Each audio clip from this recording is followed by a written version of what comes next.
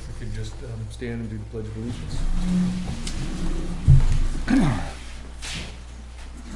I pledge allegiance to the flag of the United States of America and to the republic for which it stands, one nation, under God, indivisible, with liberty and justice for all. All right, calling this meeting to order. Thursday, December 7th, 2017. We're going to review the town budget. I'd just like to do some quick introductions. Peter, if you can start. Peter White. Tony Dumas, Selectman's Representative. Michael Keister. Mishka Haddock, Chair. Carol Martin. Les Thompson. Jen Bida. And with us is Chris Sterndale from the town. So, Chris, if you want to come on up. All right. Good evening. Good evening. All right. I've been with you for a few months. I think we did we do a Q3 a couple months ago. Yeah.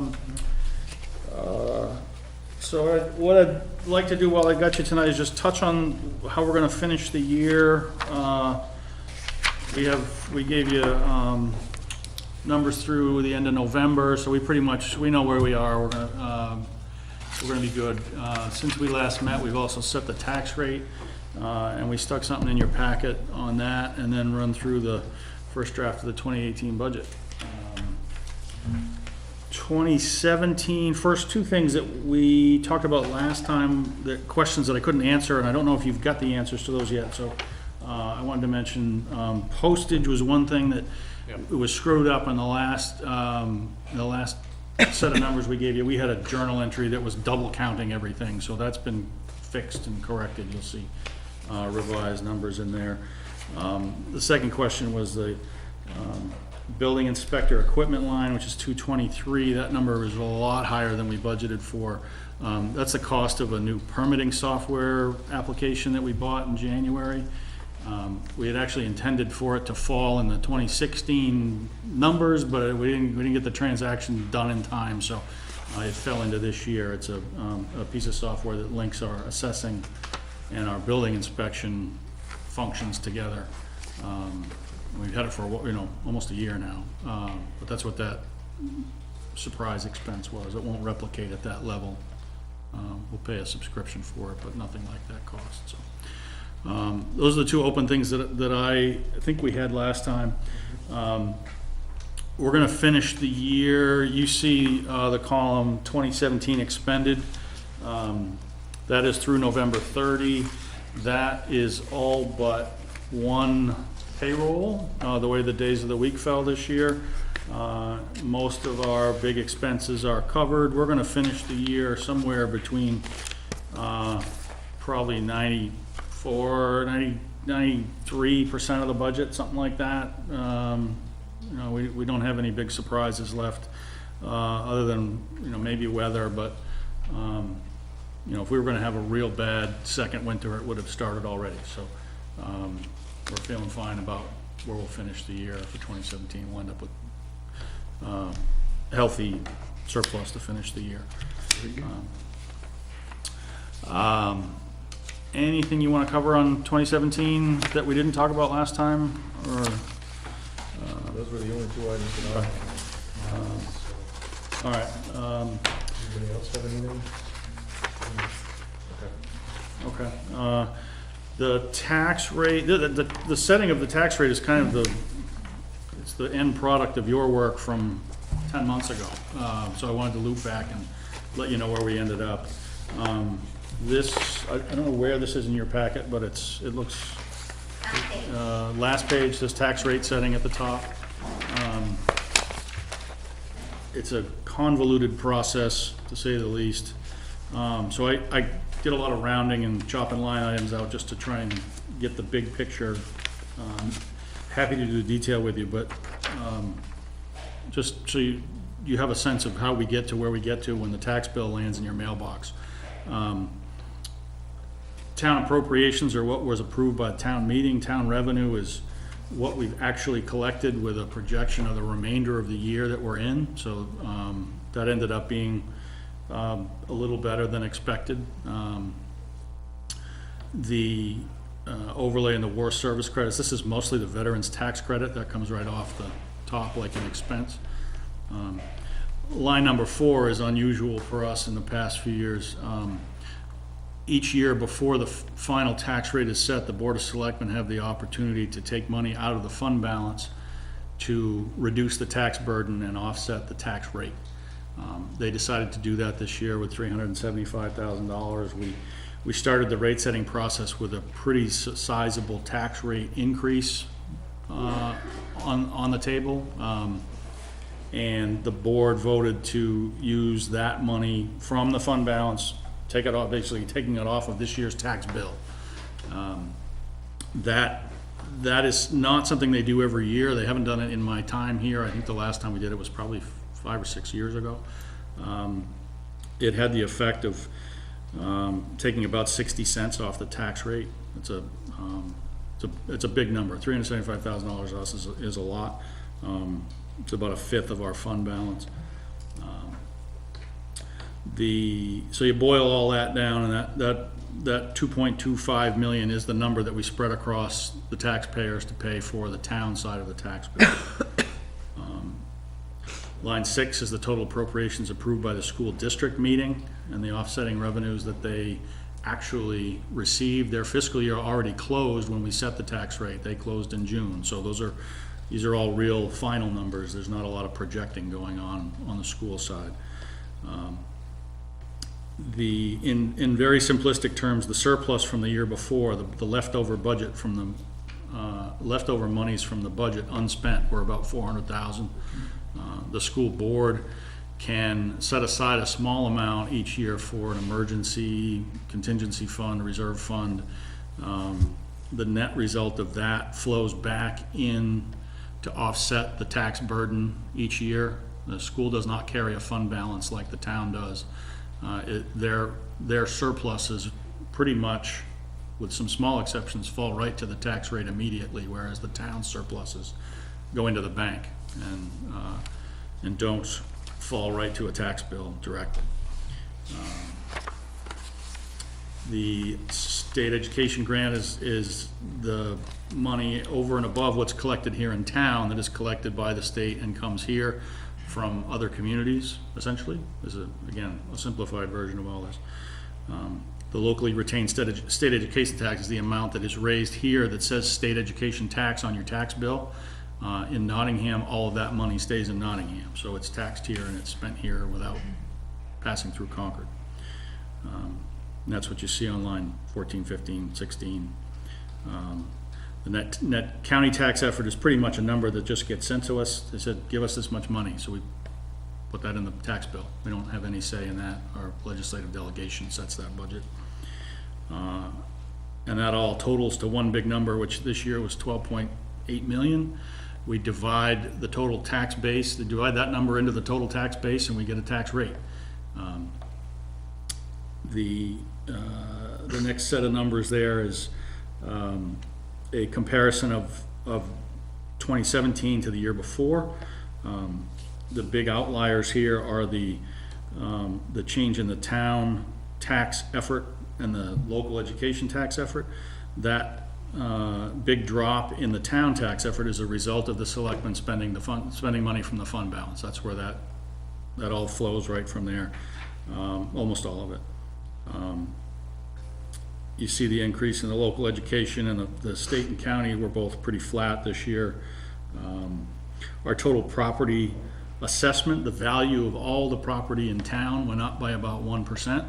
So that has the effect of reducing the tax rate by 1%, give or take. This is, again, real rough numbers, but as there is more property in town to tax, we can spread the tax burden over more and more value, so that helps hold down the tax rate. And then you see an estimate of what is to become of our fund balance come the year end this year. That's really a guess, but it's that 375 that the select board used to offset the taxes. That's where it comes from. We started with about 1.9 million. We'll take this year's activity and that 375 together and come up with a fund balance for next year. So that's quick and dirty. Is that enough? You want to go into more detail? You got questions about that piece? Got a question about the minus 15% for the town. Yep. Went from 2.6 to 2.2 in a bit. Is that a sustainable, or should we expect it to go back to 2.6 or more, or is it sustainable at 2.2? The vast majority of that change is a result of the select board pulling 375 out of the fund balance. Understand. Some of it is a change in our budget, but not much. At that level, it is not sustainable for a long time. We have, call it 1.5 in the bank. We have to retain some amount just for cash flow purposes. Sure. To avoid borrowing every year. So I certainly wouldn't recommend a comparable withdrawal like that more than one more time. That's a select board decision, you know, that's up to them, but you can't use 20% of your bank account every year Right. indefinitely. So Sure. Okay. the flip side of that is that if we don't do that next year, we have to make up that in tax revenue. So there is another way to look at it, is that we have a 60-cent increase in the tax rate baked in for next year already. That's going to happen if the board does not take more money out of the bank next year. Is that clear? Helps. Thank you. We have artificially reduced the tax burden this year by taking money out of the bank.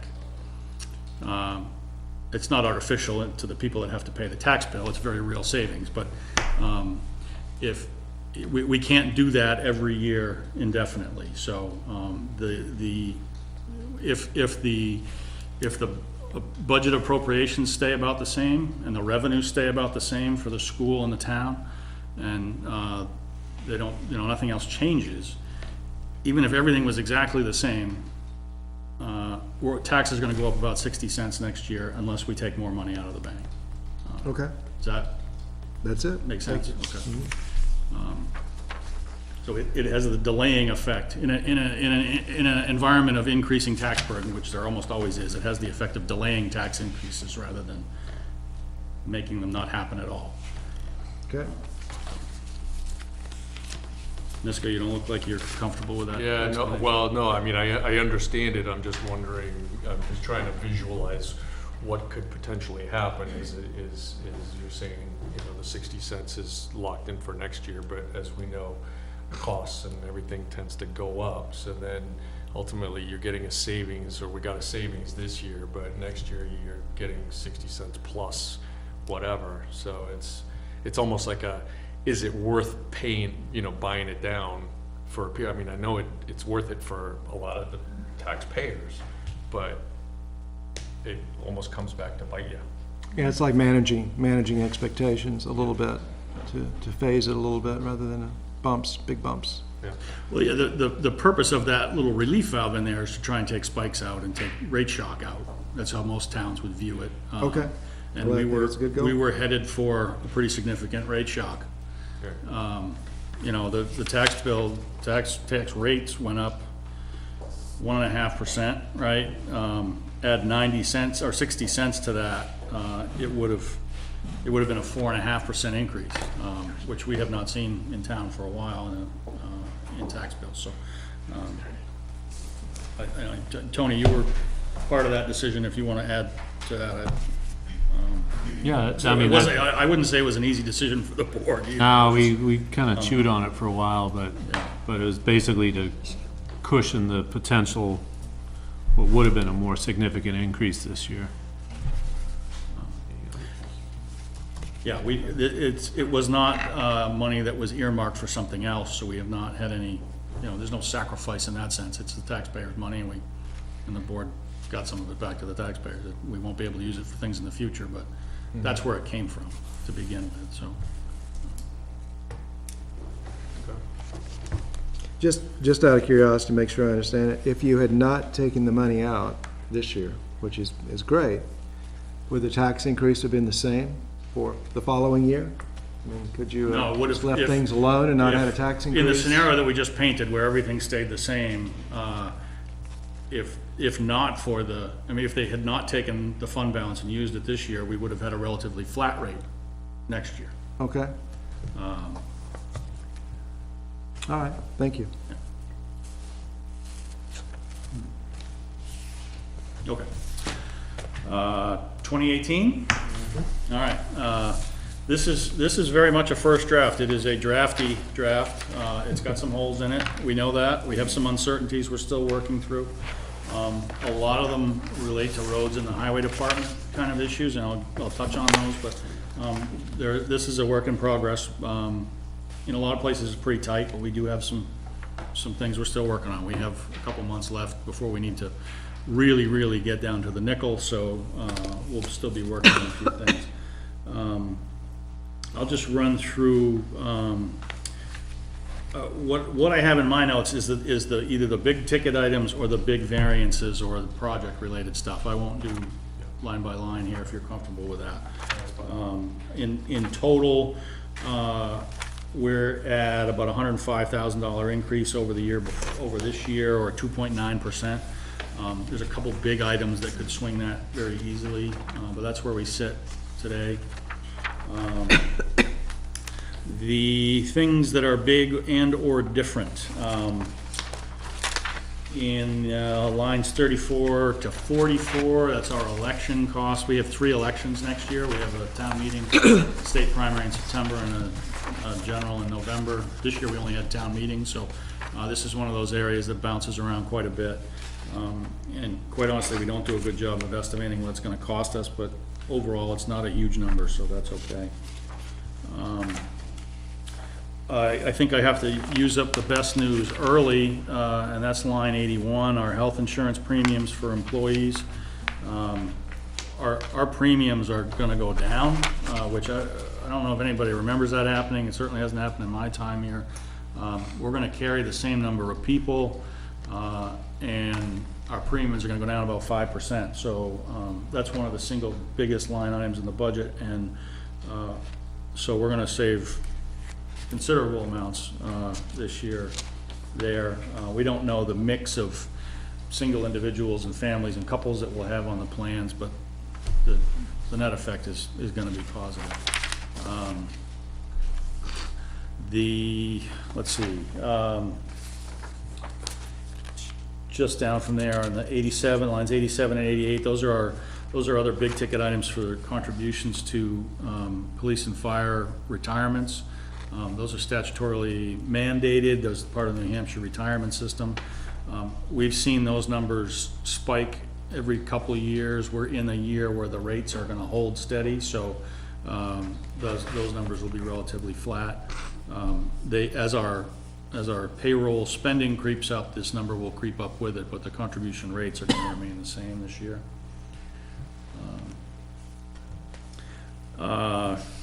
One of the uncertain areas it's getting a little more certain, but you'll see in line 93, a line there for a planning board planner.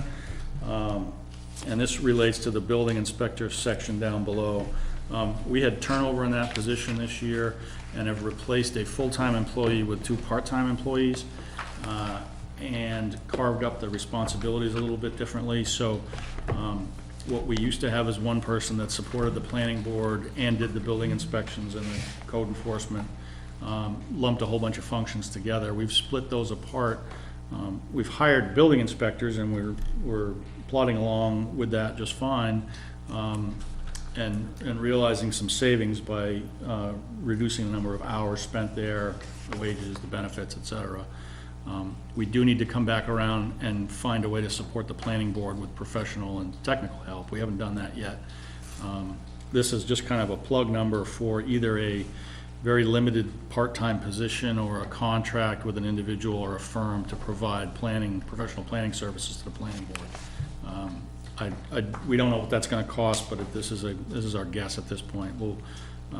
We might be able to tighten this number up a little bit as we get a better idea of what that is going to look like, whether it's an employee or a contractor, a firm, or how we do it. But we need somebody in that planning role, you know, providing the technical and expert support to the board that we don't have in place right now. May I ask you a very general question? As you've been talking about it, as I notice here, when you go year to year, 2017 budget to 2018 budget, that seems to be what you focus on in terms of going up, going down. And I'm not saying that it would necessarily make any difference, but what is the thinking about going off 2017 proposed budget as opposed to actuals for versus 2018 budget? We modeled this on budget versus budget, and you're suggesting do it budget versus actual? Well, for example, if the 2017 budget was nowhere near correct, Right. and then you're comparing it versus 2018 budget, it makes it kind of a meaningless comparison. Yep, I would do that if the calendar was a little bit more favorable to us. We have to develop this budget while the year is still in progress. Okay. So if we were to, it would be more accurate to do it the way you would suggest about, you know, what you actually spent versus what you think you're gonna spend. We could project, at any point in the year, we could project the remainder of the year into a full year actual, Right. and then turn that into a comparison for the next year's budget. But I don't know how good we'd be at that, frankly. We could make a good faith effort. We could do it with the payroll lines pretty easily. That's very stable and it's a big chunk of our money. But the rest of it, I think, would probably be just as inaccurate as the prior year's budget would be. Our full year projection, you know, we start this process in October. I don't think we would do a very good job of it. So I think we would just be compounding. You know, we'd be trading one hour for another if we were to do it that way. If we had the luxury of building our budget in January, then it would be very easy to do that. Another way to do it is kind of zero-based budgeting. You know, you start with zero. Don't start with what you started with last year. And that's actually how we build the payroll side of the budget. We look at, okay, what do we have for people? What do we need for people? What do we have for people? What is that going to cost at those number of hours? So you don't pollute next year's budget with like a vacancy. What's one of the things that's really caused our budget variances is vacancies in permanent positions. If you were to use your actual as a basis for next year's budget on a position that had been vacant for a third of the year, your budget next year would be screwed up. So Okay. I agree with you partly, but Okay. yeah. What's the reason for the drastic variance between, well, if you're looking at 16 and 17? Is 17 only a partial year of expenditures currently in that? So you're looking at full year 16 versus, Yeah, so for that particular position, you had a Oh. budget in 16 of 10,000, you expended 9,900, and then 17, you have a same budget as the prior year, but you've only spent $1,500. you're looking at line 93. Line 93. Yeah. That is typically what it was last year, I think, was the impact fee studies. The planning board doesn't often know that far in advance what it's gonna need the technical help with, whether it's like a development or a project that comes along that needs, you know, or what they're gonna be working on. They don't actually know that far in advance. So we might be able to, as we get into developing this job, this role, whatever we're gonna do with this, we might find that we can shave that back because that person's gonna take on some of that work that they might have paid for, so. So this is an actual position versus just an allotment of funds for a contracted person? We're plugging in an amount to add that service, whether we hire that as an employee or we hire it as a firm or a contract basis, we don't know yet.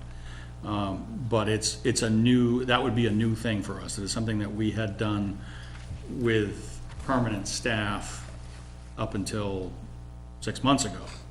But we don't know how we're gonna do that yet. So, this is very much a plug it in number thing, but, and we're gonna come back to it, but, It's new work that we're going to hire somehow.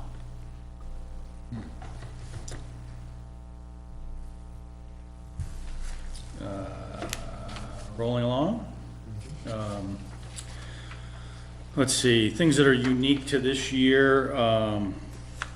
Line 123, that's maintenance for this building. This year, we've tried to every year do a little bit of a mid-sized maintenance project on this building. We did the roof over a couple of years, the roof above us, and the roof on the two sides of the long stretch of the building. This year we replaced the siding and did some pretty significant repairs and improvements to the entrance on the police side of the building.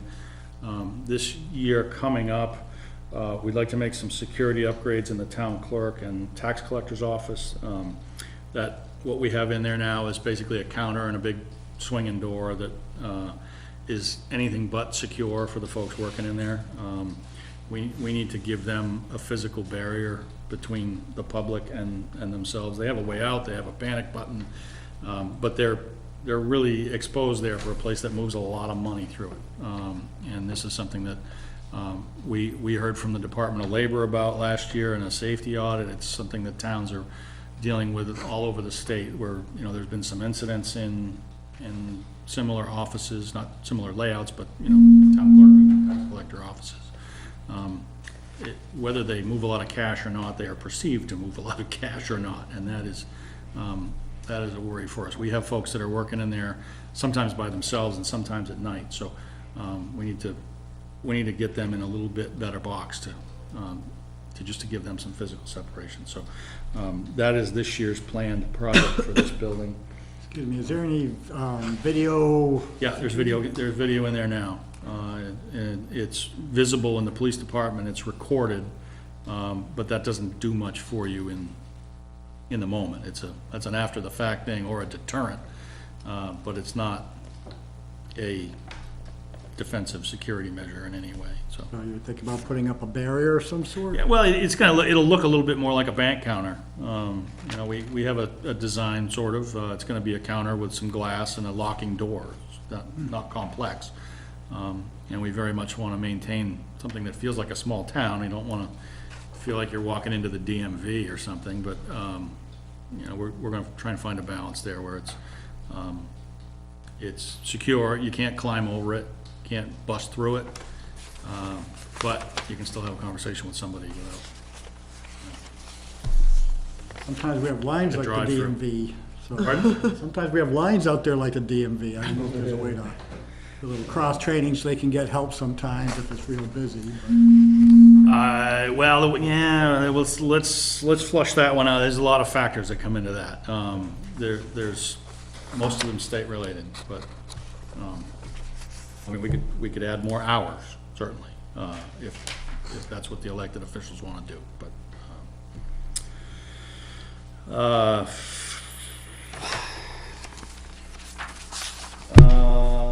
lines, let me call out lines 129 to 138. That's our electric services across all our different facilities. We are moving forward with solar installations. We've finally got through that contracting process, and we're cutting down some trees and getting ready to install those. We don't know when exactly this winter or spring that's going to happen, but it is going to happen. So you might expect that all of a sudden we would not have to pay for electricity anymore, but that's not how that works out. Most of the savings from that project will come in the late years. We will see some savings up front, but it's pretty marginal. We really modeled this to try and keep things stable and get the longest lifetime benefit out of it. So when the solar panels go up, we will see a slight reduction in our rate, depending on where the market is. We're on the default rate at this point. We don't have any long-term power purchase contracts because of that pending solar project. So we can't tell you exactly what we're going to save versus the open market in year one, but so we're pretty much modeling this on what we use times what we're going to pay with the solar contract, but it's not a full year. So it is moving forward, but it doesn't produce huge savings right up front. when what's the anticipated timeframe? Well, the stuff's been ordered, and they gotta cut down some trees, and it's early next year. We No, don't. I meant for like the return on the investment. Well, the return on investment really starts in earnest, depending on what we decide in year 6. We're gonna have an opportunity or a need to buy the system, what's left of the systems outright in the 6th year.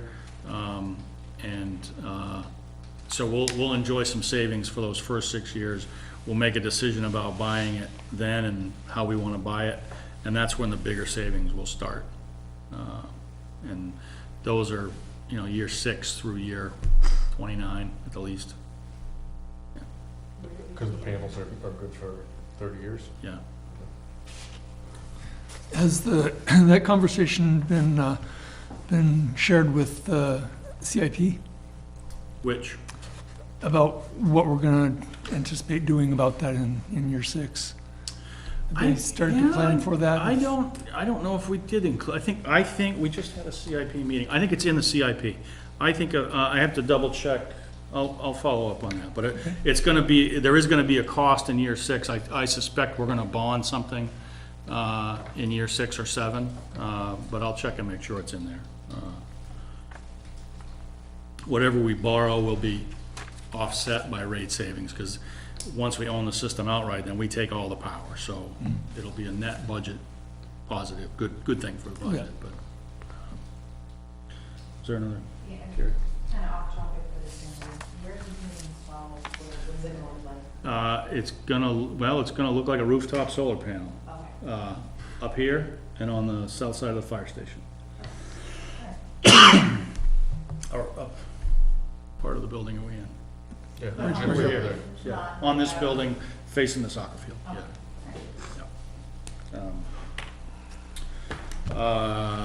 You will see the telephone lines scattered around the various departments. I am shopping for a new telephone service vendor right now, and I think I'm gonna consolidate all that stuff in one line item at some point. The idea that we have to track everybody's long-distance calls and appropriate them to the various departments is a little antiquated at this point. I don't know what that's gonna look like, but by the time we finish, probably by the time we get another draft of this, we'll have a good number in there. There's a plug up above for the total, so the total is reflected, but we actually take the phone bill and divvy it up every month across all the various departments for $36 a piece, and it's kind of silly, so that's gonna change a little bit, and we'll save a little bit of money. Other project item on line 50, we're working with the cemetery trustees to come up with some plans for fencing repair. We got fence and road issues in our cemeteries that have lingered for a while, and we need to start getting caught up with that. And then down just below that on line 153, our workers' comp rates are stable. Those are pretty well pegged to payroll, but the rate we pay per dollar of labor has remained constant. And our property and liability insurance, which is the line below that, 154, we're gonna see a slight decrease in our premium there. We have that number now. We have a guaranteed not to exceed number that is down from where we are this year. So that's another pretty big size item that insurance item we're gonna save a little bit on. Let's see, in the police department, starting on line 160, during 2017, we added a full-time officer to the force. You see that reflected for a full year here now. That has allowed us to shave a little bit of overtime and part-time use, because we're fully staffed still in the police department with our full complement of full-time and part-time officers. You'll see in lines 177 and 178 the replacement of one of our Explorers. We are pretty well on a cycle of replacing one of our 4 vehicles every year, and they last about 4 years. This is a net cost, net of a trade-in, And those two lines show the vehicle purchase cost as well as the upfit, the radios and the lights and all the stuff that has to happen once we take ownership of it.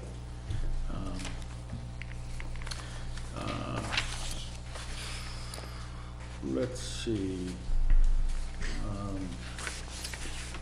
Fire in the 186, line 186 to 213 range. No dramatic changes here. We're requesting we've got plugged in a slight rate increase for our part-time folks and stipends for our on-call, or what you think of as volunteer firefighters. We continue to depend on that kind of plug-in coverage. We have three full-time career firefighters. That's not enough to provide 7-day, 2-deep coverage. So we depend on our part-time and call people to be the first ones out at night, as well as plug in days when our full-time career people aren't there. That kind of generationally is a challenge. I think we've talked about it before. Recruiting and retention is a challenge. And anything we can do to keep those folks with us is money well spent.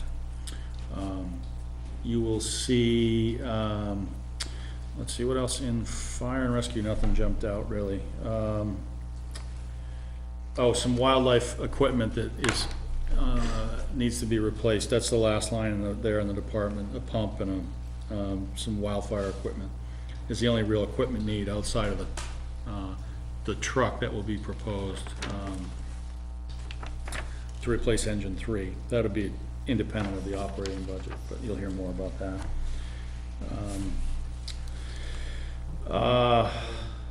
Chris? Yeah. Line 197, FR Yeah. training, that's up 100% from, Yeah, we've had, well, you can see our actual this year is up too. We've had more success in getting folks into training, which is another area where it helps us not only in service delivery and you know what our people are able to do, but it actually helps us retain our career people too. And we've long struggled to spend that money. Honestly, I think if you look, I don't know if you have the actuals, but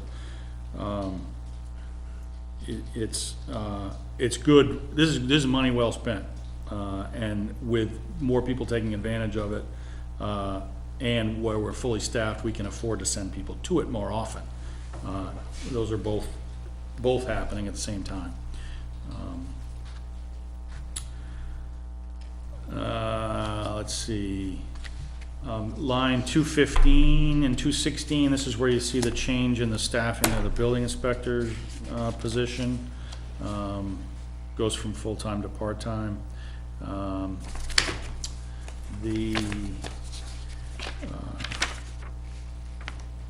That's it for building inspector. Moving down to highway, this is where we have a lot of open questions. The select board's still working on a couple big things. We have, as you know, our road agent, John Frontal, retired this year. We have explored a couple different ways of staffing that position, as well as a position of Public Works Director to supervise both the highway department and the recycling center. Had somebody in that role, but did not last very long at all. We're set up for winter operations. We're going to be okay for that. We've got people in place. We have almost the same size crew and fleet that we had a year ago. So we're okay in the short term.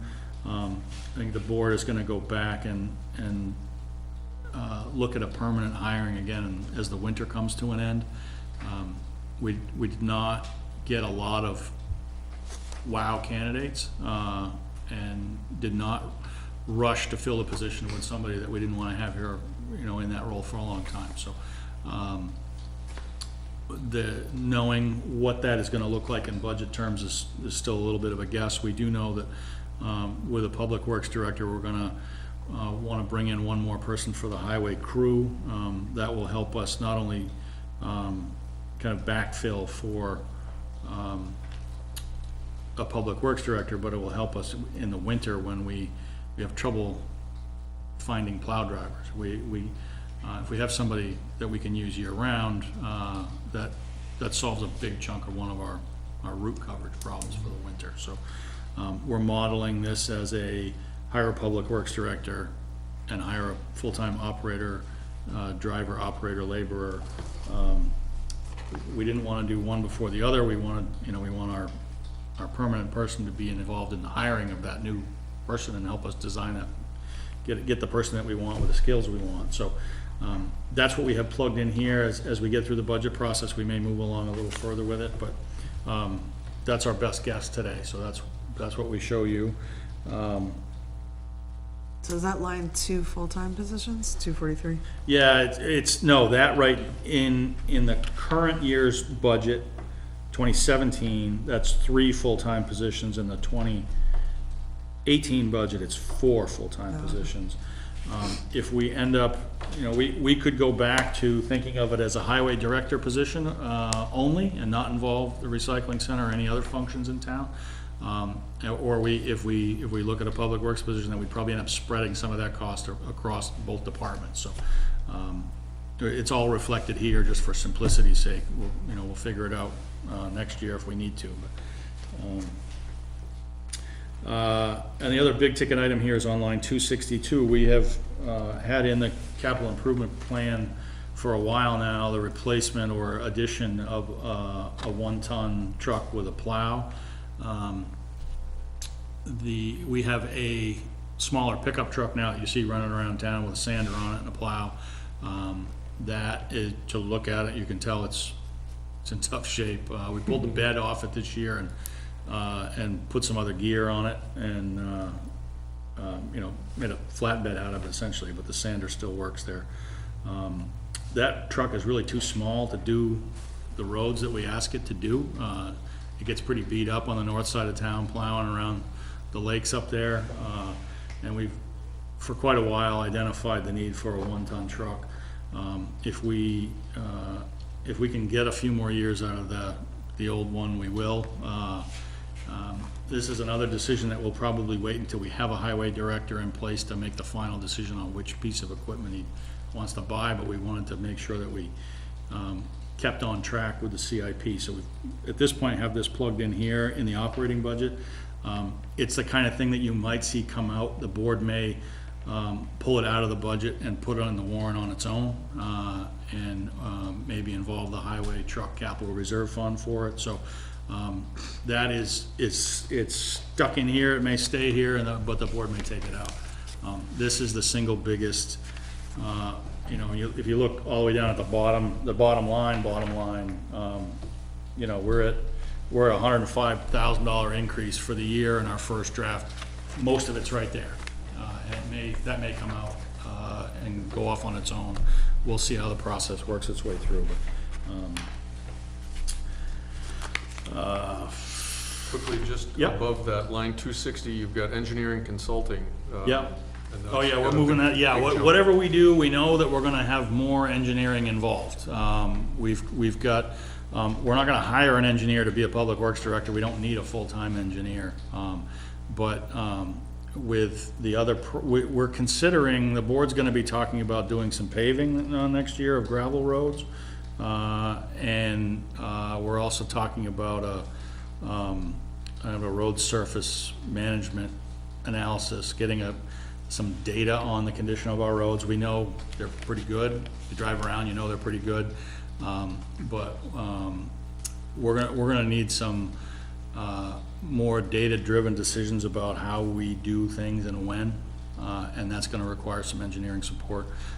We've long heard criticism that we didn't have enough engineering on our road projects, so knowing that we're not gonna hire an engineer to be our public works director, we stuck something in there for that. That's the concept at work there. So does that mean, is the road, or are the roads part of the capital improvement? Like, do they get put into a plan? Or We have, I'm guessing they're not yet, but. Well, yeah, yes, they do in a way. And it's worked for generations, it's worked just fine. We spend about the same amount of money rebuilding roads every year. There's a warrant article that says, you know, you wanna raise $200,000 to rebuild X road. And then we have this line here that is right next to this one, the shim and seal coat line, which is another, what, 200-something thousand, right? Yep. Yeah.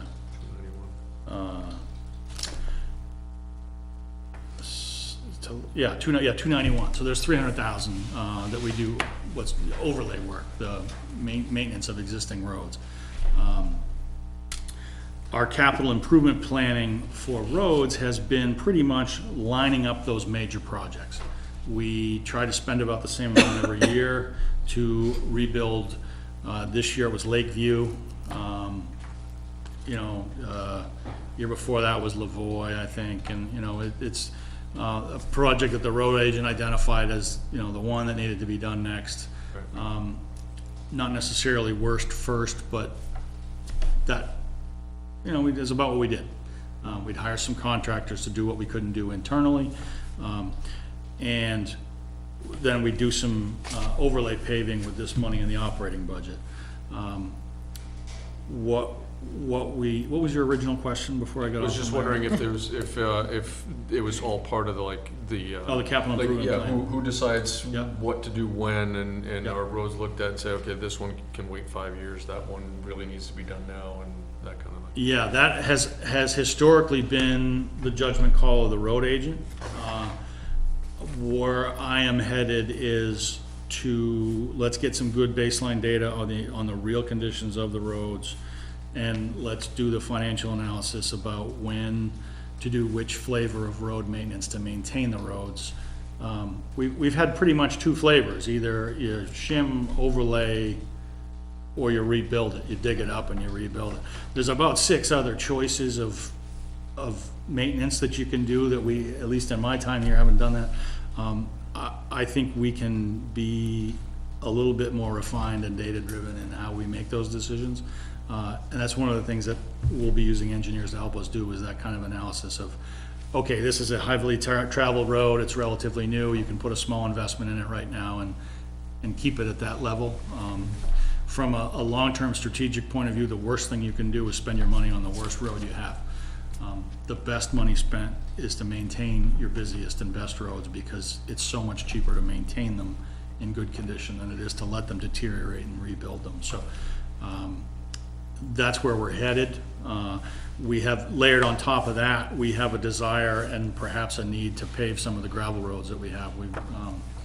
There's a couple in particular, Cooper Hill and Ledge Farm, that are seeing pretty high traffic.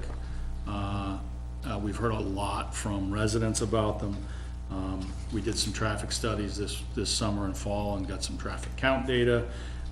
So the board's got some decisions to make about how we make those choices and what they put before the voters and what they build into the budget. So I think you'll see that happen in early January, and that'll be reflected in the next draft of the budget. So, those highway uncertainties are the biggest uncertainties in this draft budget. That truck, what are we doing for maintenance and repair? Are we doing any paving? Those are all big ticket items that we're still working our way through. So what finds its way to the operating budget, what finds its way to the warrant, what gets put off for the future, are all decisions the board's got to make in the next 6 weeks.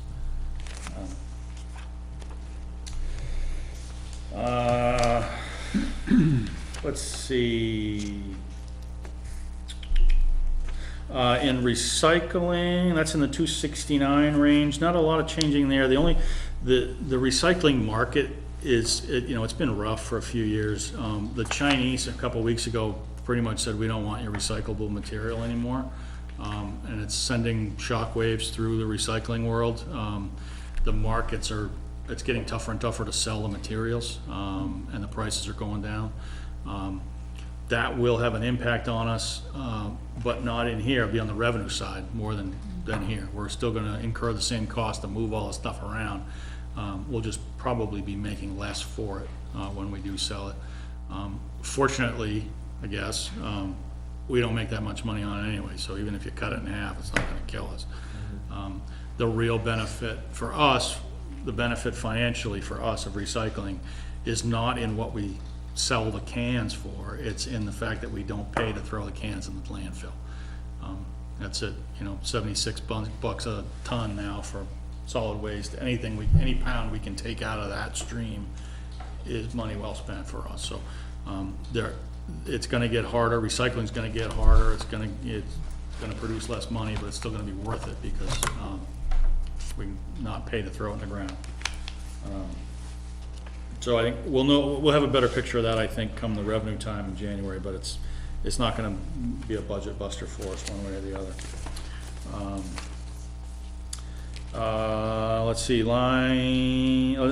the social service agencies, we put those in the operating budget for the first time this year. They're reflected as if, they were in the budget for all those years before. Those are just actuals from the separate warrant article we used to do. We have not heard from a few agencies, so those are still blank. We're tracking down a couple to make sure that if they do want to ask for something, agencies that we actually work with and depend on, we're tracking down a couple. So that's kind of incomplete at this point, but and I haven't gone back and looked at the increases or decreases with our welfare coordinator yet. So those are pretty well plugged, but in sum, it will end up at about where it is now in 2017. Won't change very much.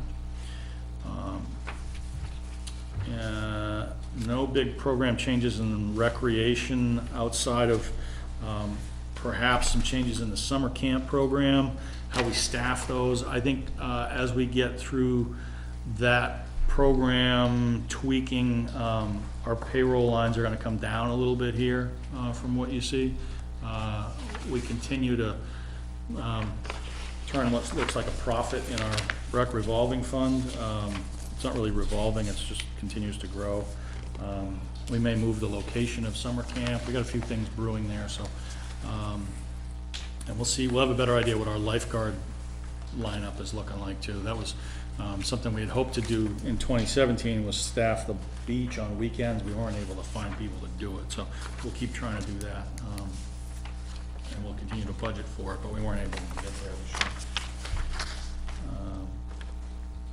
And the last thing I note is line 350. That's the debt payment on the renovation of this building. We are done with that, so we don't have to make that payment anymore. That's a $30,000 principal payment, right? Yeah, so we're 31,000 less in debt payments this year than last. The next bond to finish is the salt sheds, and that's about 2 years from now, I think. So that'll disappear in a couple of years.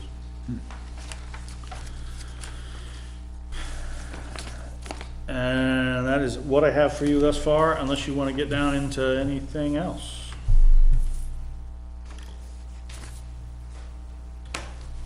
Anybody have any questions, things they want to address? Any more from the budget?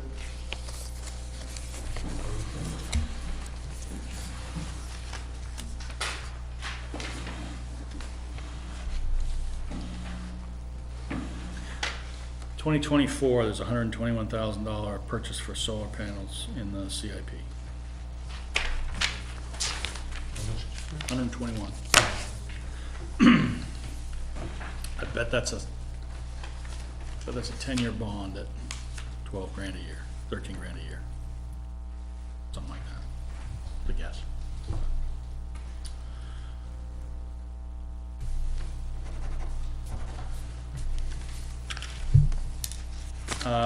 If you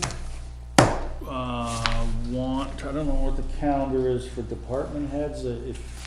We don't need to know now, but who you want to see, keep that on your radar and give us a little bit of lead time so we can get those folks in.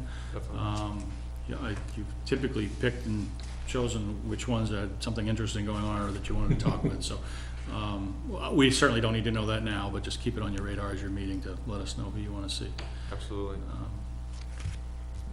Yeah, the only request I would have at this point is, I like the narratives, and just making sure that, you know, some of the categories that do have these big changes, that they're, you know, precise narratives so that everybody can know what they are, and you don't have to re-explain yourself when we're going back and reviewing them. Yeah, now that we've done it, when's the next draft? When do we do this again? Next time we come The before- third week of January? Second draft is January 25.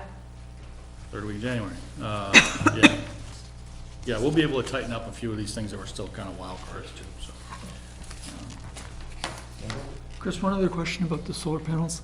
Are they anticipated to meet 70% of the usage or 100% or? It is, it's about 100% of our PSNH load. We have facilities in both utilities, and you can't cross over with, you can't sell any surplus power from one, you know, across, you know, you can't get credit for it. It's not, I don't know, I can't explain it, but Even if it's not metered, right? it's net metered, but So you effectively are you. making that gain and paying the deficit on the other side. Yeah, but I don't think you can, The panels will be tied into either one interface or the no, other. they're both with Eversource, so, it'll all happen on that side. It's about 100%. Yeah. Might actually be, yeah, we actually, for the fire station panels, we actually looped the school in just in case we had a surplus that we couldn't apply. We'll get a credit to the school in some freaky circumstances, just, you know, if it ends up netting out the wrong way. We didn't want to throw that savings out to the world, we throw it to the school, so, yeah. A couple of quick questions. When do we lock in the 2018 budget? When does that due? You will hold a public hearing in early February. That'll be the last opportunity that the town would have to come before you and change anything. Okay. You will hold a public hearing and then vote. You typically do it right after the public hearing. You typically vote right after that. And there's a hard deadline in February that we have to post the budget to go to the warrant. Okay. And that is February 5, 6, 7, something like that. It's, But your Yeah. yeah. Yeah, your hearing is February 8th, 8, yeah. and the budget is posted, I think, like the end of the month. February Yeah, 21st. but we have that 2/21, yeah. narrow window, right? Yeah, you have a short window between your scheduled public hearing and the statutory deadline to post the budget before town meeting. I think you probably built in a snow day or something in case it couldn't happen. Okay. We typically, you know, we'll do this again with a second draft in January and chop about half of that uncertainty out, and then we'll come back again in February and say, oh yeah, we changed these 3 things as we go through it at the public hearing. Last year was particularly nutty with the USA Spring stuff, that we had to come in with, it's like 6 different scenarios for you, but this year we don't envision any of that. And then when do we lock in the tax rate for 2018? For 2018, the rate won't be set until October of 2018. We send out bills in June that basically use this year's tax rate for the first half of the year, Okay. and then we set the formal rate in October, Okay. which is the thing we just walked through to begin with. Right. We just did that in mid to late October. Okay. And most of it's driven by what happens in March. The decisions about October's tax bill are really made in March. Okay. But All right. up the Any other street. questions? All right, thank you all. Thank you, Chris, appreciate it. The next section is general town updates. I think Chris pretty much covered it all. Yeah. The only other thing I can think of that we just discussed Monday night was appraisers. How many appraisers did we look at, Chris, for USA's? Well, we looked for, we looked at a bunch, but only 2 of them called us back. Right. You have 2. So we're looking at hiring an appraiser to get USA Springs, figure out what it's worth so we can potentially put it on the market. So there's really not much. So it would be Wanna the say- land with the partially finished structure, or will the town be taking responsibility for removing that structure? We don't envision doing that now. Okay. Just be a package deal, right? We'll sell that headache along with the land. Yeah, right. With a restriction with regards to water extraction? Still to be determined, but certainly in the hearts and minds of the board. Okay. There's a lot of variables still with this, Mhm. and they will want to find a way to do that. Yeah, because I know, the citizens obviously won't want to see themselves back in the same position of dealing with it. We are well aware of that. There's some stuff still related to the bankruptcy that makes that piece a little tricky, but Right. that is certainly their desire and front of mind for the board. Great. I'm sorry, can I ask just a couple questions about that? First of all, don't we have to wait 3 years before that can be sold? And second of all, should we have some public hearings as to what to do with that property? I mean, isn't that up to the people of the town? I mean, the selectmen can't just go and sell it by themselves, can they? What was the first question? 3 years. I thought we had to No, wait you 3 don't have to, years. no. You don't have to, with a tax deeded property, this is a property taken for the failure to pay property taxes. It's obviously unique, but it's just like any other property that didn't pay their taxes, and the town has to take it. With a tax deeded property, the town does not have to wait 3 years to sell it, but if it does sell it within the first 3 years, they have to give the prior owner the opportunity to buy it first, pay back their taxes. That's what the 3-year window is. If you want to sell it, you want to auction it, you want to, whatever it is, whether, you have to, before you close that sale, before you even list that sale or begin that sale process, you have to tell the prior owner, we're about to sell it, this is your last chance to pay back your taxes and still keep the property. It's like a right of first refusal then, Yep. based on that selling Yep. price. If the prior owner does not come back and pay the full taxes due, the penalties, the interest, all that, all the costs that we incurred while owning it, all the costs to take it, all that, that's the last chance. In the case of USA Springs, that number I think is about 1.4 million right now. That number continues to grow. If the prior owner does not take advantage of that opportunity and the property sells, those repurchase rights evaporate. So that 3-year thing is more myth than reality. The other thing that can happen with a tax deeded property is if we took a property and sold it and made more on the sale than we were owed, we have to give that money to the prior owner. We can't make a profit out of tax deeding properties. We're in no danger of doing that with USA Springs. But if you can envision a scenario where we could take a property for, $200 in back taxes and sell it for $200,000. That's not how that law is supposed to work. It's not how the town's supposed to work. So, second question, in the case of tax deeded property, the selectmen have the authority to sell tax deeded property. That's not unique to Nottingham. Nottingham Statutory. It's statutory with town meeting approval, and like most towns, Nottingham has it. I would expect that there would be plenty of public education and input in any decision. You're not going to see the board rush off and sell it to a brewery without telling anybody. My suggestions notwithstanding. So how many years of back taxes are they in arrears, roughly? Well, they aren't in arrears anymore. They don't own it anymore. Right. But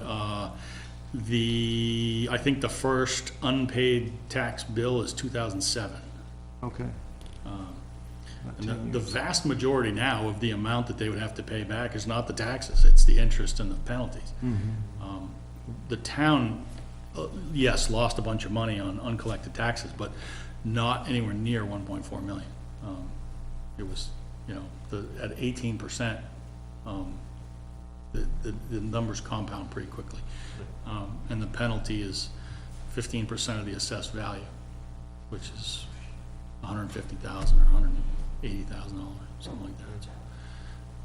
Is that influx of expected revenue reflected anywhere? No, we have not, we've not shown any revenue from the sale of that or the collection of the back taxes or anything like that. That would artificially reduce the tax rate dramatically. Well, I mean, for future, future If- years, because, I mean, you've been under budget and have an excess of revenue, as we've talked about, and that's without what you could have collected from USA Springs. This is the first I've heard of it. I'm just putting the pieces together as I sit here at the moment. Yeah, in any given year, the uncollected taxes have not been material. They're not, it's. In this case, it will be. When it comes in, it'll be material. If and when it sells, yes, if it is, let's say it's a cash sale, just pick a sale method. If we were to sell it, the proceeds of that sale would go right to the fund balance, and would dramatically alter the town's financial position That's great. to the positive.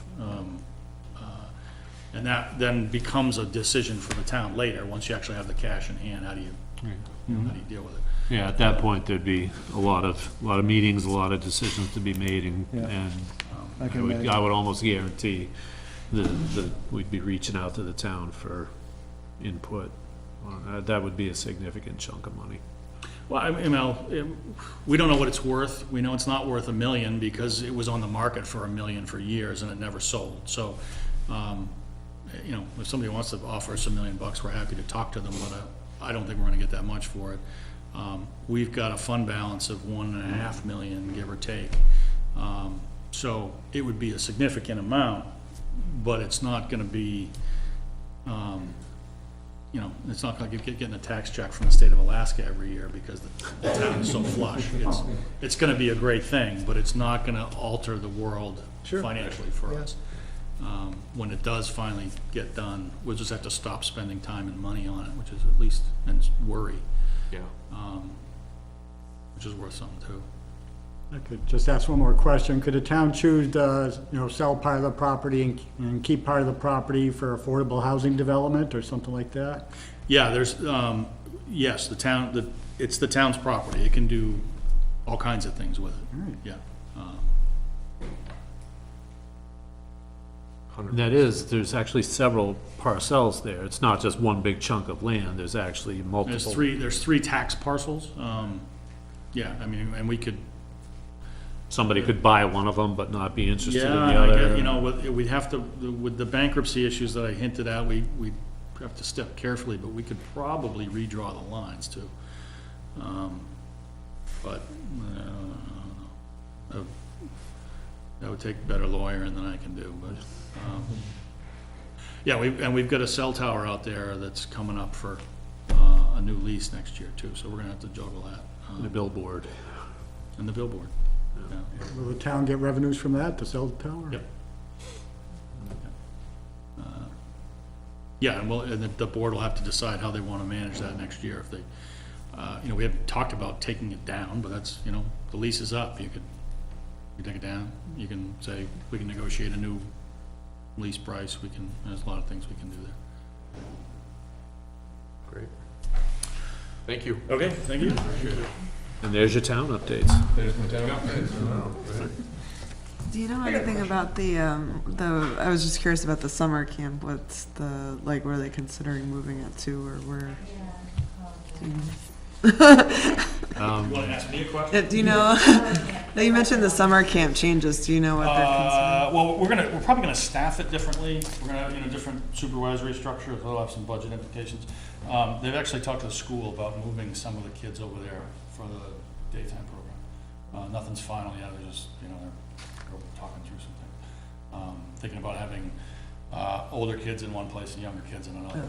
We had a lot of struggles over the last couple of years with old and young kids, and obviously some facilities are built for some things better than others. Yeah, for sure. Okay, is that enough? Yep, thank you. Did you have a question, Mike? Yeah, you can answer it. Okay. Thanks, Chris. Thanks. I'm giving you a chance. Ready? Run. It's the latest on the Marston property. All right. That's a very good question. There were, Marston Properties, so we got a permit from DES as a name for it. Something to do with altering the land. I forget the name, but we got Alteration of terrain. alteration of terrain permit. We've got that, so now we can start On the ground. putting shovels in the dirt when that point in the plan comes. So at what point we're at, I don't know for certain. And the money that we set aside, in one of the warrant articles a number of years ago, that's still set aside for this? Or? Yeah, if it's allocated for that purpose and it hasn't been spent yet, then it is still sitting there for that purpose only. Yeah. I just saw that somewhere. I think isn't it 100,000? I just saw that somewhere, yeah. Yeah, I think it was. Yeah. I thought it was 250 or something. It's two sets of 100, one from rec revolving, the other from the town. And if I had to guess, I didn't get that total from Betsy because it's, the way we report it to the state is different because the money was appropriated 2 years ago. So we have to, it'll show on your warrant article spreadsheet. But there's a zero expenditure amount. It'll all be on the one. Secret, like it's only $4,000 expenditures, like that, $200,000. So, but I'll have that for you.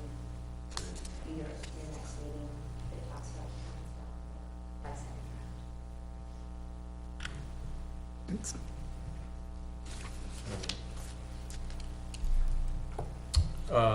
Sue, how are you? Good, how are you guys?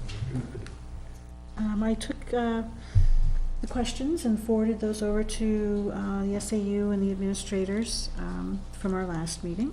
So those are being worked on. We met as a joint board at a special meeting on Monday. And as you may know, Dr. Godomsky had indicated, notified it to the SAU board that he wasn't going to negotiate another contract.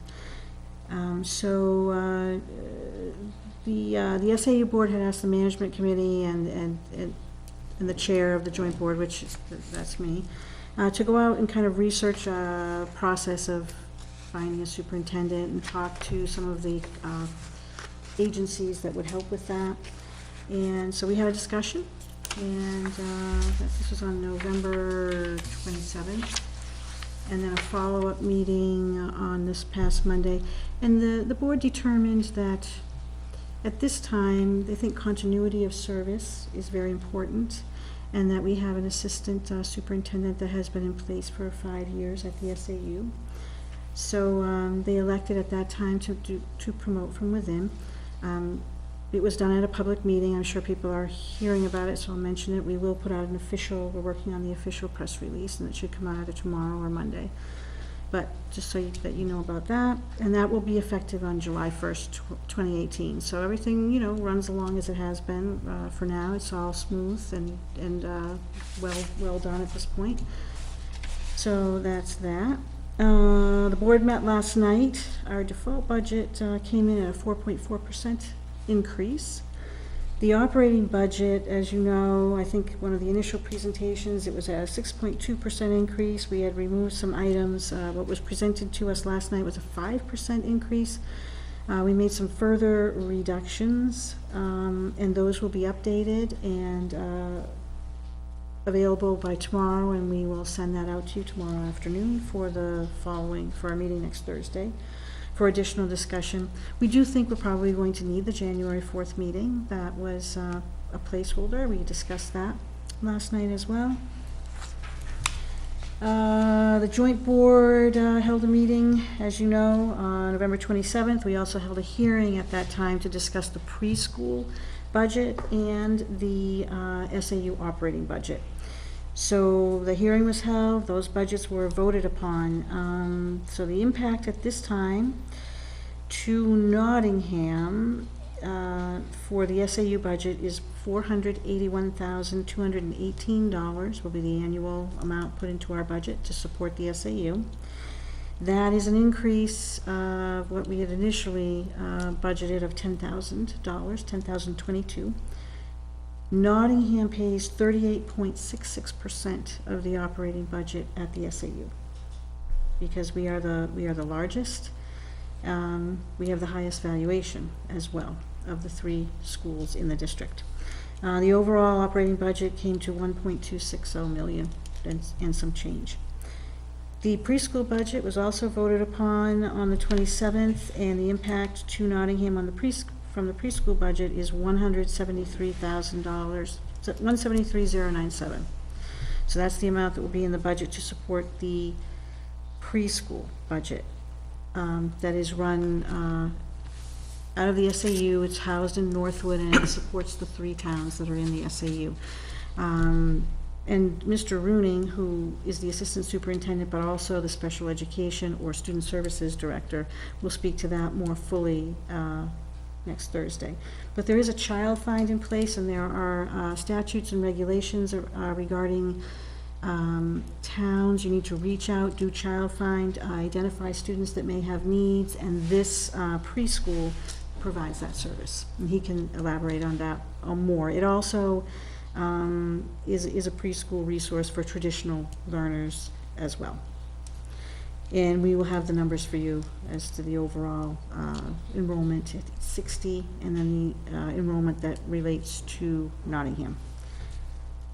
I met today with the audit committee for the SAU 44 board. It's a newly formed committee. We had wanted to create this committee so that we could have a little bit more oversight over the financials. The SAU joint board hires your auditors, and then those auditors work on all 4, the SAU financials and the financials for each of the school districts within the SAU. So we reviewed drafts today of the 3 towns, and we anticipate that the SAU financials will be prepared by next Tuesday. They're going to be going into quality review on Friday, so we're hopeful we'll see those Tuesday. And we will meet again to discuss the surplus. Now, the surplus at the SAU will have 2 components. There will be the preschool financials and that surplus, which we are of the understanding we will definitely have a surplus there. In addition, we will have a surplus in the SAU budget, and there is a cumulative amount that runs year over year, a little bit different from how the individual districts do things, within a year. We can accumulate over. So it is our intended purpose to meet on 12/18 to discuss that surplus and how it may or may not be distributed to the individual towns. And that surplus would be redistributed based on the apportionments that are in place. So that's going to be a good meeting. And someone had asked at the last meeting about how that all works with the SAU budget.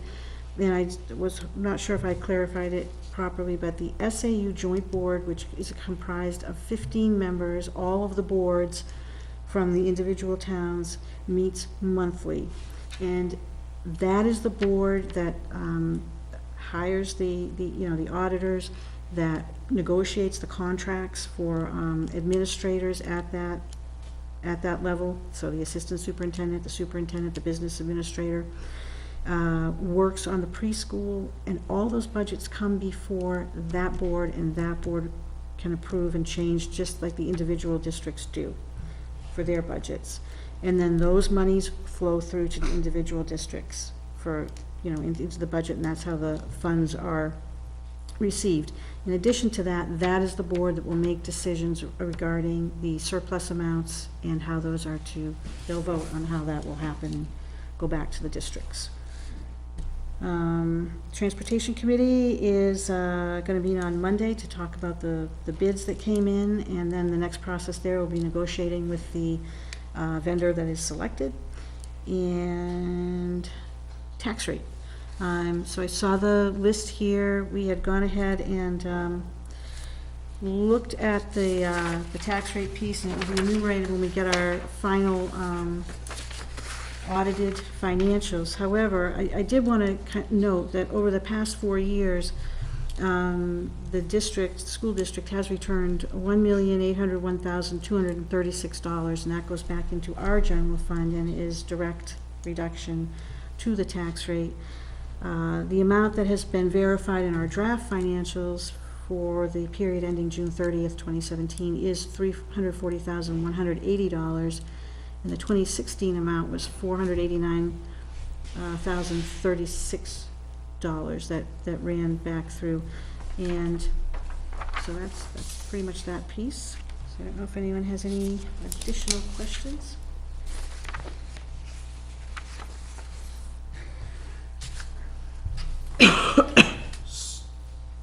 So in the last 4 years, you're saying every year we've had a surplus return of Yes. somewhere between 4 to 500,000. Some of it is, you see some of it in the high school tuition lines. And some of it is due to health trust refunds, and that's a lot of what happens also at the SAU level. So I I can. know there was something in there too about, wasn't it, it was, the number that could cause it to fluctuate was the unknowns as far as, students coming into town or something like that. There can be. You had an allocation that I think we had talked in the past years about trying to figure out how we can narrow that number down as much as we're, sharpen it as much as possible without putting ourselves in a detriment situation where if you suddenly have an influx of, if you allocate monies for 2 and then suddenly you get 4 and they're going to, high school, then obviously that's a huge burden for the town. I'm looking for the exact numbers here, I'll find those in a second. But to your point and your question, I believe we had budgeted for either, I don't have it, should have it right here in front of me, but I can get it. I think we had 5 or 4 move-ins that were budgeted into the budget. And we had a conversation about that last night, and then we also had a follow-up conversation today with our auditors, Mellons and Heath, and they brought some interesting points to the thing. So basically, because we do not have our own high school, if we were to have 10 or even 15 kids move into town, it really wouldn't matter because they're going to be distributed over 4 grades, and you're going to be able to absorb those costs with your current infrastructure, teachers, and so forth. There's nothing that would really create any issues for you, unless there were special services needed, and you have, we have things set up for that. But if you do not have your own high school, then every student that moves in, you have roughly a $16,000 expense. And they use the example of Northwood. They had 16 kids move in over the course of the summer last year. So that for us, in the way that we handle high school, and we're not big enough yet to have our own high school. But so that to us is a much different, we have to really push that into a budget. And our auditors brought to our attention today is that for high schools, sitting on the other side of that equation, and they noted a school nearby, not in our district, but that is having a severe revenue issue because they lost students that were planning, that they had counted on in revenue coming in, and for them, that revenue reduction has caused them to overspend. So there's a lot of sensitivity to that for the towns that send, and then the towns that rely on that incoming revenue to support their budget. So does that answer the? Yeah, I was just curious, just because of that, the 4-year time period and so on, and I know that we had always looked at that budget and tried to see if there was a way to sharpen it, but there isn't. Well, there might be, but there's many uncertainties, and they can go the wrong way quickly. The insurance is another one that I think we budgeted in, and we get an estimate from the insurance company, and then we push it in, and then they do their work, and we'll get the actuals. So for the budget that we're currently in, we had budgeted, I think it was 9.3 some odd %, and the actuals came in much lower. So we should actually be seeing, a surplus just on those lines as well. So anywhere you have these estimates put in there, they're certainly coming from reliable sources, but there can be fluctuations. But the numbers here for fiscal year 2014, it was 573, 654. 2015, it was 398, 364. 2016, it was 489, 036, and 2017, 340, 180.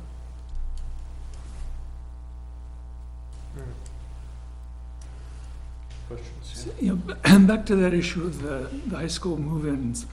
I remember last winter, bringing up that idea of trying to be, a little bit more precise in anticipating what a realistic number to expect would be. And we were going to look back at prior years. I know we're using a rearview mirror approach, but if you have a history of 2 this year, 1 this year, 2 this year, 1 this year, none this year, none this year, net one, and net -1 in some of those years, it doesn't make sense to be budgeting for 4. Right. So that's the piece that we're still missing. So I remember the one year I was on the budget committee, I think it was not the year before, we had a quick analysis of how many had gone in and out. So we'll get that together again. Not just for this year, but historically. Historically, okay. Yeah, if we can see at least a 5-year track of that number. Okay. What the actuals Particularly were. in the high school. What the actuals were, right, that Yeah. way you could better plan and say, you know, if you are budgeting for 5. Yep. We've never had more than We've 2 never had more than ever two. come in, Yeah, then that it was makes my no sense to point. budget for Right. 5. Okay, so we'll get the 5-year history of move-ins, high school move-ins. And I know we talked about that, I think either last night or one of our last meetings at the school board. And they had pulled the homeschool students as well. And so I think we did reduce that line again. We moved, because the homeschool students are gonna continue on that track. Okay. So we did make a reduction again. That's just an added effort to try to determine what that population is gonna be doing. So we'll get that for you. Thanks. You're welcome. I wonder how some of that works to the number of houses that are being built right now. I mean, over certain years, I mean, if you're looking for the number of kids that moved in I don't even want to say 2010, is that the year that Martin Estates, you know, all of a sudden came up and there are, 40 new houses around? I'm wondering how you kind of look at the building. You do work, you have, I know, because I think you talked about it last year, about working with the town, or communicating with the town as far as the number of building permits and houses currently going up, and trying to figure out what the potential for kids coming in would be, right? Yes, and there are demographics that come out of the state of New Hampshire that look at your population 0 to 5. And I think we had somewhere around 400 there. We did get that report from the New Hampshire School Administrators Association. They made a stab at the projections. They were a little bit concerned because we're kind of unpredictable, apparently. And they did talk to the town in regard to the number of permits. So they're predicting a downward trend, but I don't know. I don't know what to think about it because we haven't seen it yet. And if you draw a line through some of our graphing, you still see this slight upward tick. By no means is it, that, but so we'll have to see. We had 525 last year. We now have 511 this year. So it will be interesting to see what happens because the prior year we had 510 and we went up to 525. And you see that kind of behavior all throughout the last 10 years or so. So yes, I don't know if they got the actual numbers of permits for this report. I don't think it was actual, but I can share all that with you. Yeah, no, there's a lot of building lots out there, that's for sure. Yes, literally.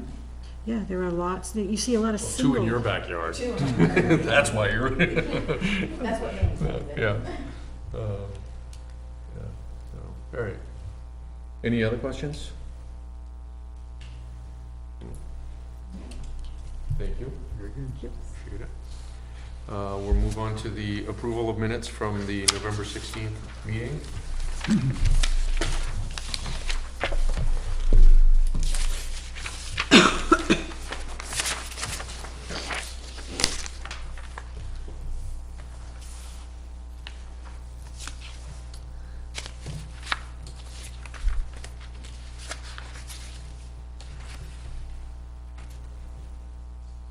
I think on, line 16, the word prior needs to come out.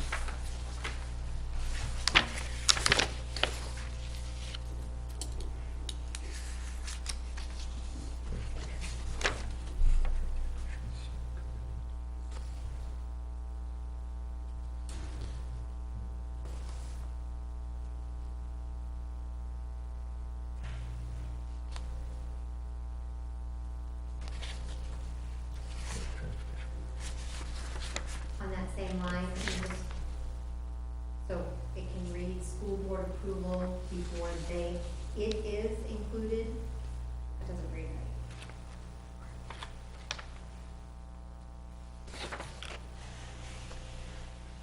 Before the amount is included into the proposed budget.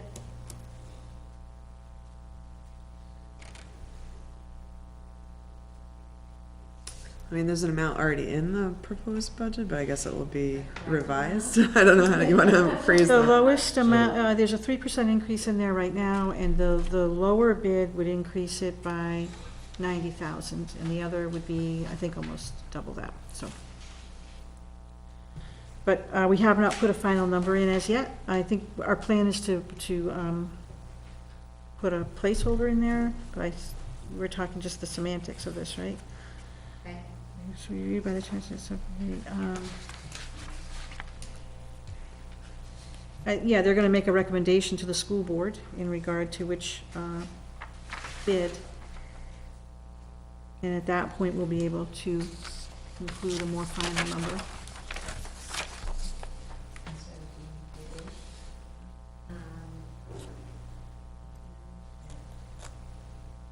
So it would now read, starting at line 15, transportation bids will be reviewed by the transportation subcommittee before school board approval and before a final amount is included into the proposed budget. Better? That sounds more accurate. Closer. Close enough. The transportation bid will be reviewed by the transportation subcommittee.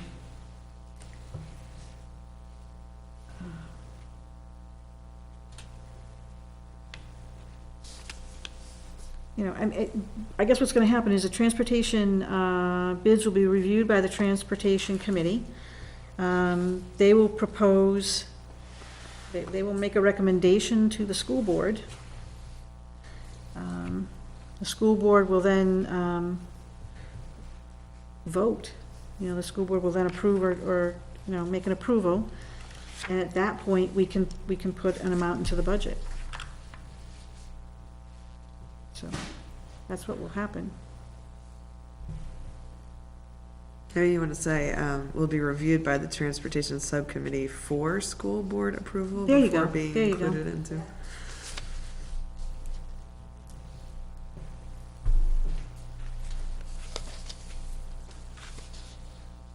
Yeah, that's perfect. Perfect.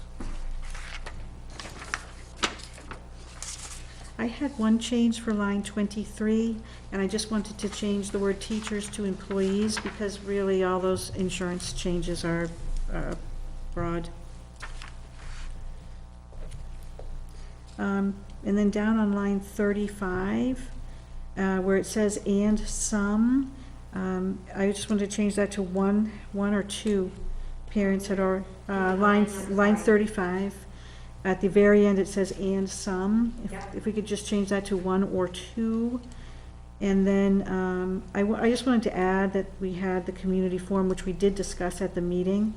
The sentence I had was, based on community forums that were held concerning full-day K, there was a positive response to the program. We want that included where? Just at the very end, after it says, the last words there are full-day program, period, on line 36. So if we could just insert that conversation that we had. Yep. So just based on community forums concerning full-day K, there was a positive response to the program. Right. Thank you.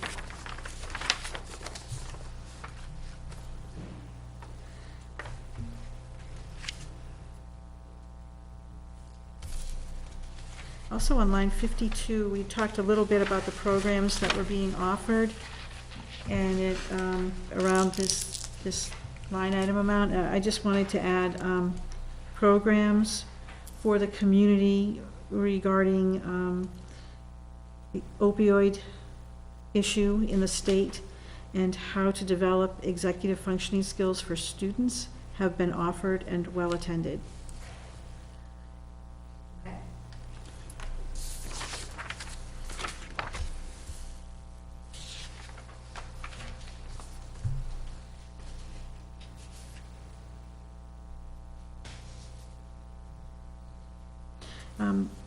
And then also on line 89, on page 3, I just wanted to make another addition if possible. I believe we did discuss this, that in answer to the question that was posed. The SAU Joint Board is responsible for the SAU budget and can decide how surplus is handled.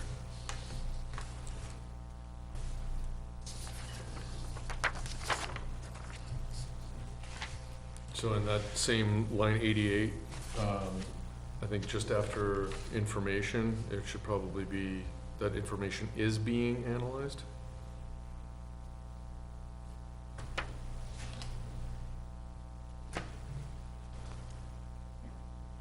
And then back up to line 83, it says purchase for each grade and then there's A, that I think that A should be removed, and finding a balance.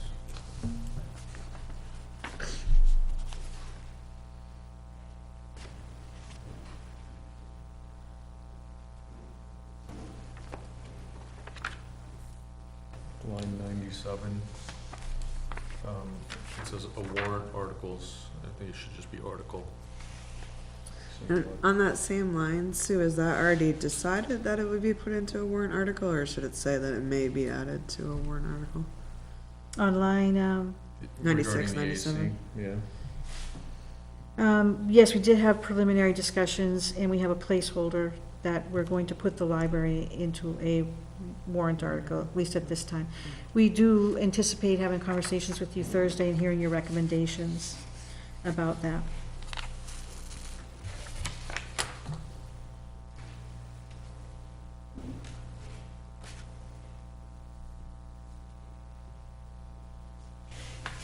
I don't know if it matters, but 98, just for consistency, I think every time you mention me, you said chair, and then suddenly it says. Yeah.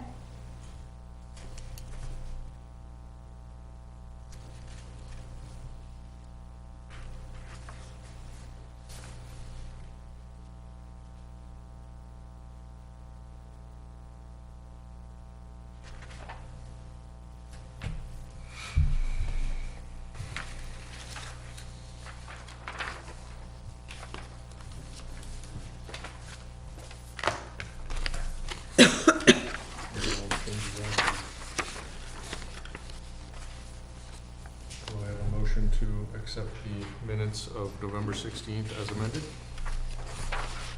I'll make a motion to accept the minutes of November 16th as amended.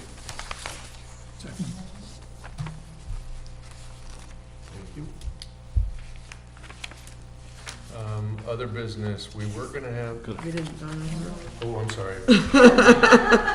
All in favor? Thank you. I'm abstaining. Yeah. Next is other business. Suzanne was going to give us an update on the CIP committee review. She's unfortunately home ill, so wish her the best. Anyone have any other business that they would like to cover?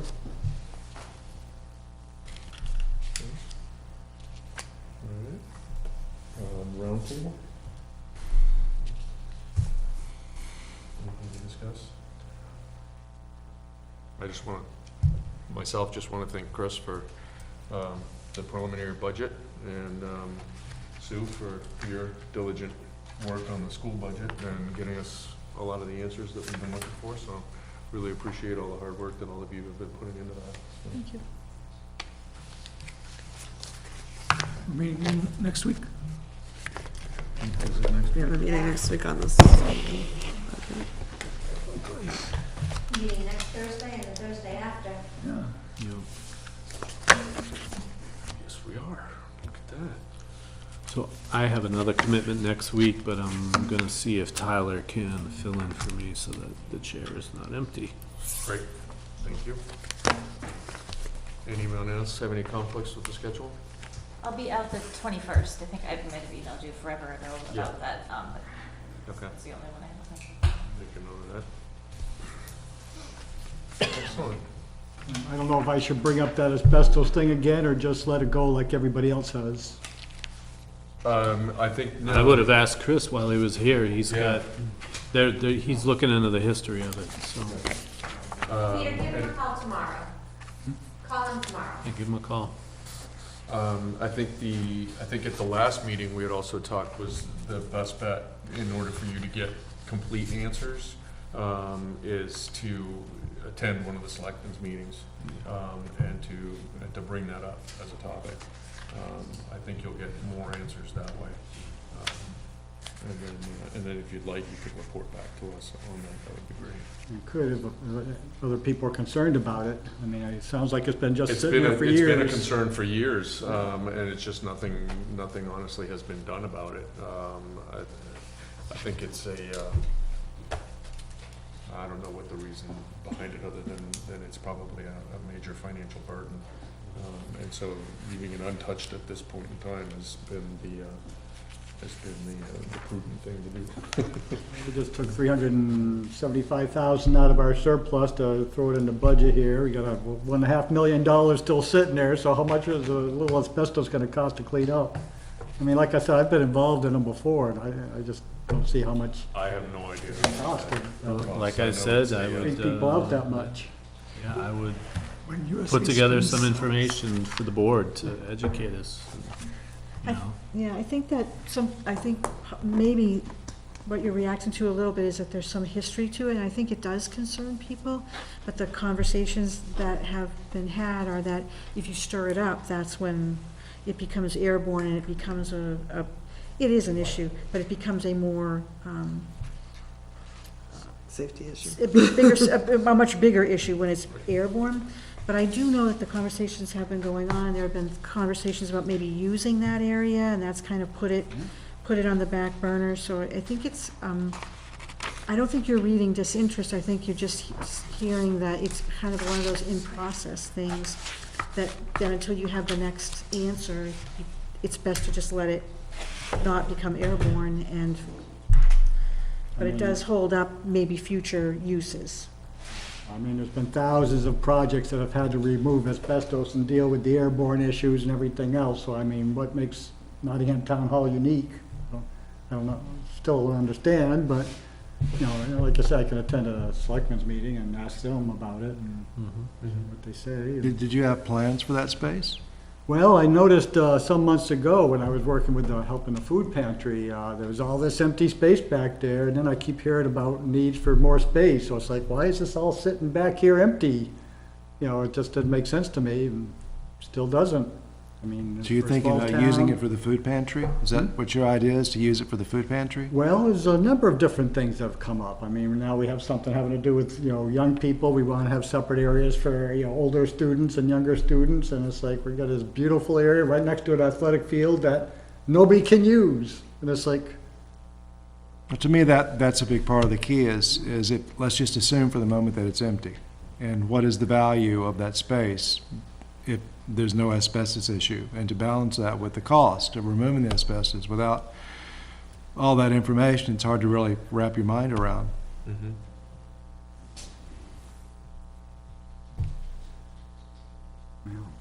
Yeah, there has to be a return on the investment of remediating that asbestos.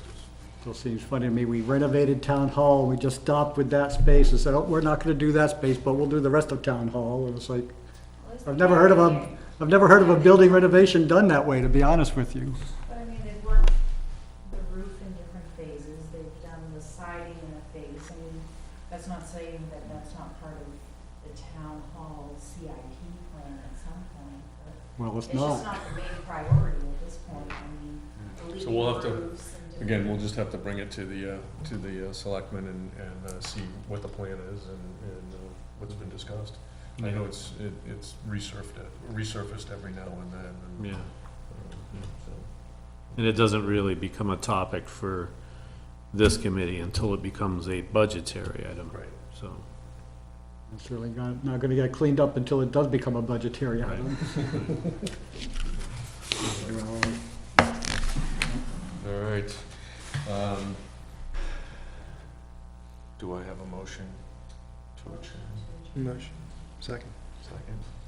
All in favor? Thank you all very much. Have a safe drive.